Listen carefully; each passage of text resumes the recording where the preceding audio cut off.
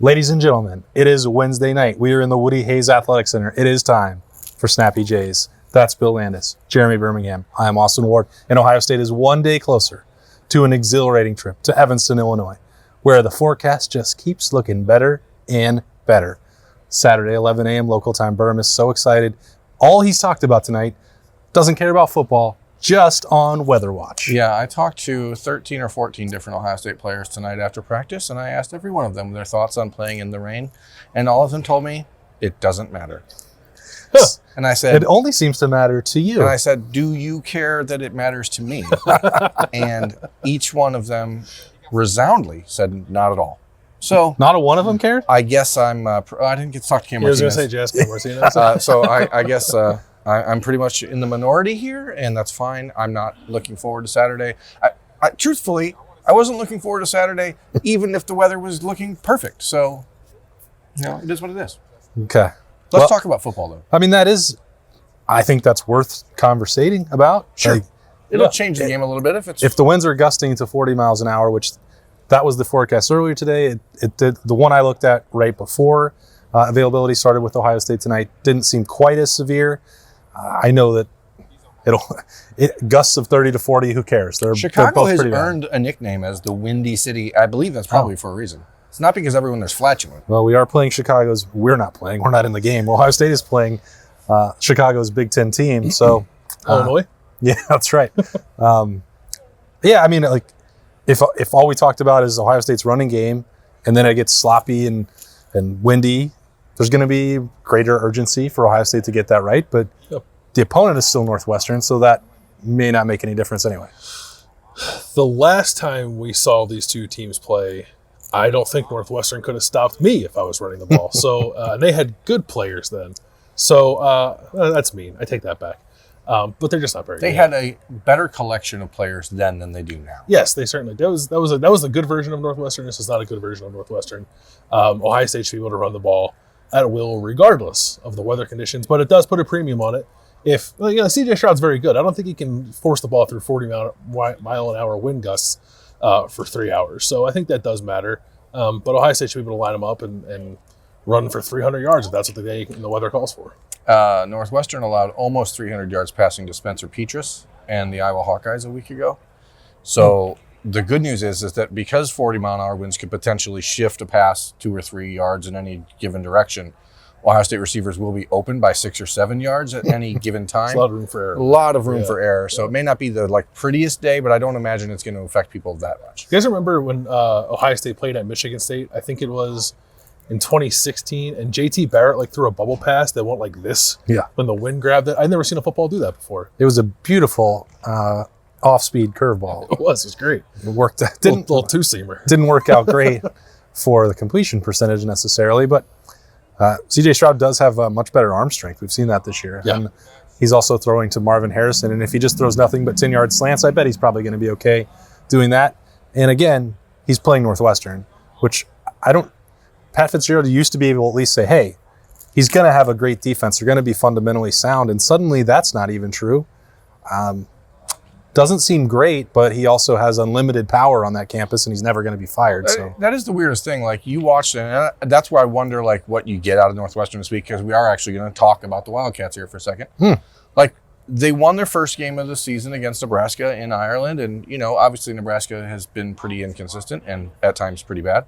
And they gave that game to Northwestern. They should be 0-8 if we're calling a spade a spade. If Scott Frost doesn't kick an onside kick for some reason. I forgot about that. The original Moron Monday. That's right. And they had stayed competitive for the first 5-6 weeks. They were fighting in their games. They did not do that against Iowa, and they were suffocated out of that game very early. They're not playing Ryan Helinski anymore at quarterback. They've switched out, and they're trying to figure out where they're going in the future of their program, but clearly, this is not a team that I think is coming into this game with any sense of we're playing this for pride. You know what I mean? There's none of that. Who is it, quarterback? Johnny Mnemonic? Johnny Mnemonic's brother, Gary. Gary Mnemonic. No, he's got a big arm. The kid's name is Brandon something. Mnemonic. Brandon Mnemonic. I want to say Brandon Allen or something like that. Braylon Allen's brother. Here's the thing. Even though they stunk and only scored 13 points against Iowa, which is more than they probably anticipated. He completed 77% of his passes against Iowa, but they averaged 5 yards per attempt. So it's not an offense that's really going to push the ball downfield. So the weather may not impact them that much. Brendan Sullivan. Same as Brandon Allen. It's about as forgettable a name as you could possibly pick. Isn't that a character from The Departed? Brendan Sullivan? Do you know that every time someone died in that movie, there was an X in the scene? Huh. Wow. Look for it, America. Look it up. This is why you came to the podcast for some snappy judgments. This has been a fantastic breakdown of what we learned so far tonight, because we haven't actually talked about anything we learned from Ohio State. So let's actually do that for our audience. Sorry, everyone. Sorry. Where should we begin? I appreciated, I'm going to start for once, because I was very critical of the inconsistent play of Denzel Burke in September. And he did appear tonight to explain that. Not to explain that, but to, in some ways he was, because I was asking him about the shoulder injury in August, the hand that wasn't fun in September, and the complete lack of practice reps and how he thought that impacted him. And he was like, he didn't want to make excuses, and he wanted to look to the future. And I respect both of those things, but I thought he did say, well, yeah, I mean, there's a new appreciation for what it actually means to go through a Tuesday, a Wednesday, and prepare to play at a high level on Saturday. He's not the first person to say that. He won't be the last, but sometimes players have to go through a little bit of adversity. And last year was quote unquote easy for him. He became a star overnight, and he hadn't had to deal really. He didn't play perfectly, but it did seem like that compared to the rest of the Ohio State defense last year. And he got a lot of attention in the offseason and a lot of buzz, a lot of name, image, and likeness opportunities. And it's like, all right, well, it's just going to be easy. He's going to be the best cornerback in America. No, it turns out it doesn't work that way. And I think that you're really seeing him trending in the right direction. And to hear him talk about that now, I remember being impressed last year when he talked how much confidence and swagger he had. And I'm like, wow, maybe this guy's a lot like Damon Arnett or Jeff Okudah with the confidence that they play with, or that he played with. But there was a lot more humility tonight, and I think there's some of that's valuable too. Yeah, I think that's not an uncommon path for a guy who plays really well as a freshman. I think more often than not, guys like that probably get smacked in the face with a dose of reality at some point. It's probably beneficial to them in the long run too. Denzel has always kind of impressed me for, I don't know if like mature is the right word, but like kind of like a professional mindset, like almost operating as if he's already in the league, and maybe that's part of the issue. Yeah. But I thought he showed a lot of maturity today with the way that he talked about things, and was, he didn't say like, I haven't played well, but I think he understands that there was a level that he needed to get himself to, and I think he has, for the most part, played at that level the past 2 weeks. He said something that I hadn't thought of, and I don't know if it's actually valid, but like thinking on it, it does make sense a little bit. He said, because of the nature of this defense, they're getting more pressure on quarterbacks. The ball's coming out faster than it was last year. Last year, they had to defend for a long time before the ball came out. And I do think, maybe for all these guys, there was a little bit of an adjustment at the beginning of the year for the timing of plays and when they had to start defending passes. And maybe they're starting to calibrate that a little bit now. That's interesting. It makes sense. I mean, there's a term called sophomore slump, and like it exists for a reason, because a lot of times people have to come back to reality a little bit. And he wasn't the only one who mentioned being a little bit more appreciative of that. I mean, Jordan Hancock, who we talked to tonight, said the same thing. Like, when you go into a season and you have all these high expectations for yourself, and all of a sudden it's just taken away from you, you have to recalibrate everything that you're doing and reset your mind and your expectation and how to deal with other people's expectations. And you can sort of see that these guys, the cornerback situation is just, as we've talked about a few times this year, when the defense is playing well, no matter how good you're playing, there's going to be one group that's playing worse than everyone else, because that's how it works. You can't, even if everyone's playing good, someone's still playing the worst of that group. And these cornerbacks have not been healthy. We've been bouncing in and out all year long with Cam Brown and Jordan Hancock and Denzel Burke, rotating injuries essentially. It's exciting to think what that group can develop into over the next few months. Yeah. I asked Lathan Ransom about that specifically, because it is staggering, and it is worth a reminder to think that there has not been a point yet this season where Cameron Brown, Denzel Burke, Jordan Hancock, and then down the line, J.K. Johnson in the mix. Right? Like, the top group of corners has not been available at one time. The complete complement of safeties has not played together at one time. And Lathan said, well, yeah, want to restore BIA. We want that to be here. And I would think that it's pretty scary for anybody about to face Ohio State. This is his words, but I agree with him. What's coming down the pike, because they could still play 7 games and they've yet to have the full complement together. Like, now, you have to get healthy, you have to stay healthy. There's no guarantee that once you get all back together that it's going to be permanent, but that opportunity still exists for Ohio State, that we haven't seen their best version of their secondary. Bill, what else did you learn? I thought it was noteworthy that we saw Mayan Williams walking off the practice field, was in his pads. No knee brace. No knee brace. A little bit of a brace on the hand maybe, but nothing too crazy. Nothing that looked like it would prohibit him from playing if they wanted to play him soft this shell? week. Yeah. I think it was only...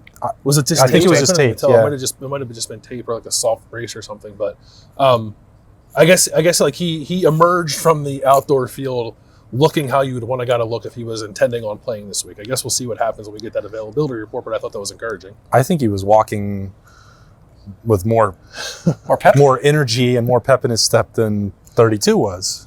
I think that in a game like this where you expect maybe some weather and the running game is maybe an important factor, we think about going into this week and say, oh, maybe you don't need to play Trey, maybe you don't need to play Mayan. But if you have guys like Dallin and Chip Trainum handling the ball who haven't handled it much, when you have super wet grass and it's going to be super tall wet grass, like I think maybe you want these guys to That's a good point. play a little bit more than maybe anticipated. I was just really impressed by talking to other guys. I asked Tommy, Tuesday, I said that I think Jim Knowles is going to let one out essentially on Saturday against Northwestern. What? I thought it wasn't called Windy City because of flashing. That's what it make up your mind. In this case, it is. I'm going to open a window in the press box. I said I really think that he's going to unleash some stuff. Burp, stop. Find another word. He's really going to gas it out against Northwestern.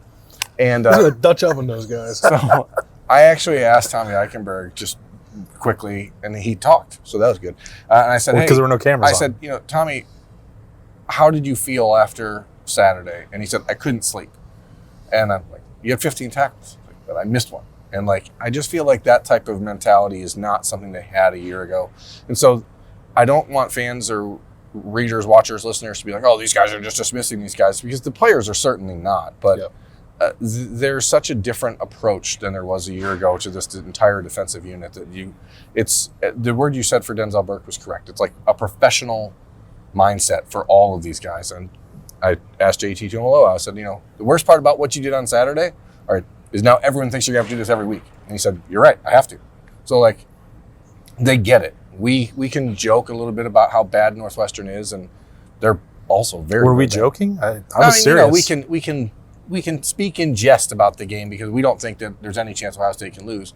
But these guys are not taking that approach, and that continues to be the important thing as you play a 3-week stretch where the biggest test Ohio State faces over the next 3 weeks is not becoming complacent. If you're wondering, Jaxon Smith-Njigba was here for Ohio State at practice, did not have shoulder pads on. My belief, based on numerous sources, is that it would still be a month from the time of the second setback, just as it was from the previous one before.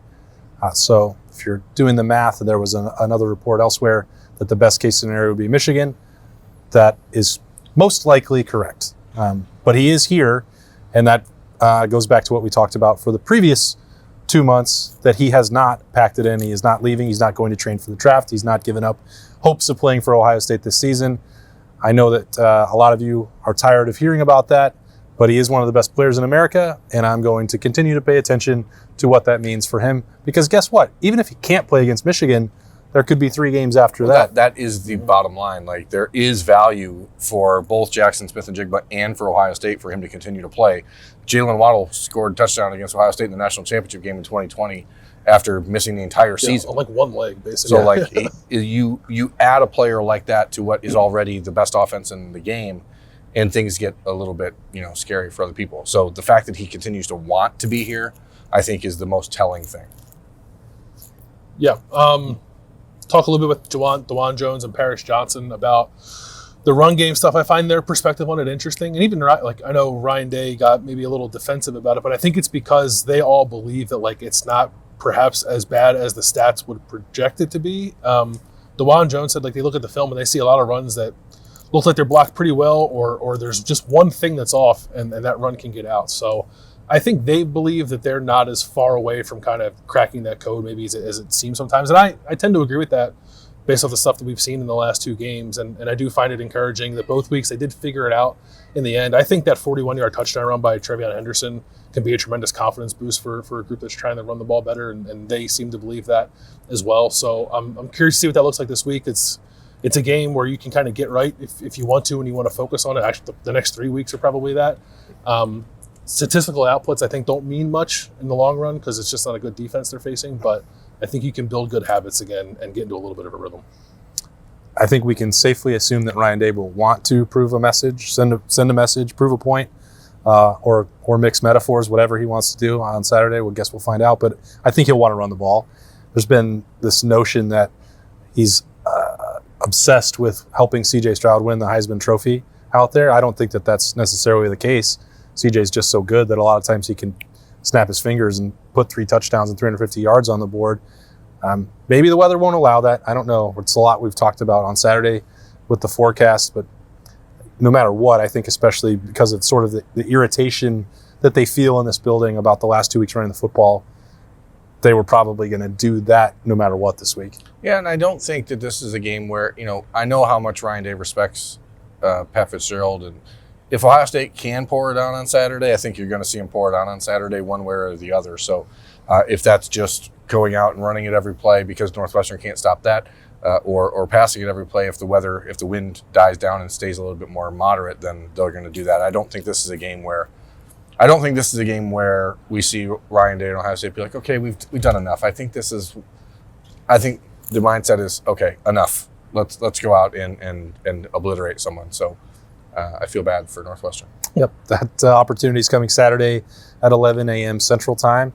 The podcast and Dotting the I's will be there for full coverage as always. Appreciate everybody joining us for some Snappy Jays on a Woody Wednesday. That's Bill Berm. I'm Austin. We'll be right back at it with the podcast daily on Thursday morning. We will see you there.